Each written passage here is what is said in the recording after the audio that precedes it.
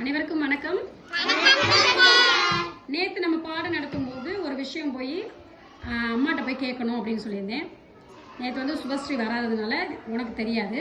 ஆனால் மற்றவங்க நீங்கள் போய் கேட்டிருப்பீங்க. யாரெல்லாம் கேட்டீங்க? எல்லாரும் போய் கேட்டிங்களா? சரி, ஓகே. என்ன கேட்டீங்க? அம்மா கிட்ட போய் கேட்டேன்.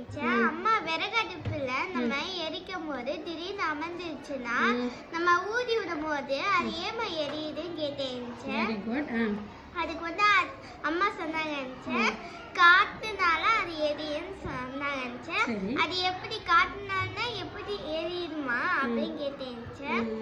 தெரியலையே, நீ சொல்லு அப்படின்னு கேட்டாங்க.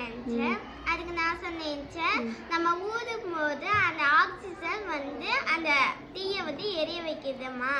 சரி, ஓகே. நீ என்ன கேட்ட உங்க அம்மாட்ட போய்? சரி, நான் எங்க அம்மாட்ட போய் இது விறகு அடுப்புல எரியும் போது திடீர்னு அமர்ந்துருச்சுன்னா மறுபடியும் எப்படி எரிய வைக்கிறது?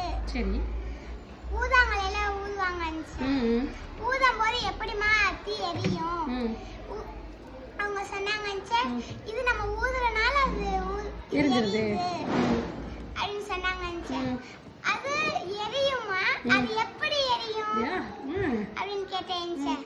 அதுக்கு அவங்க தெரியலன்னு சொன்னாங்க. நான் சொன்னேன், அந்த காத்துல ஆக்சிஜன் இருக்கனால அது எரியுதுமா. ஓ, சூப்பர் சூப்பர், வெரி குட்.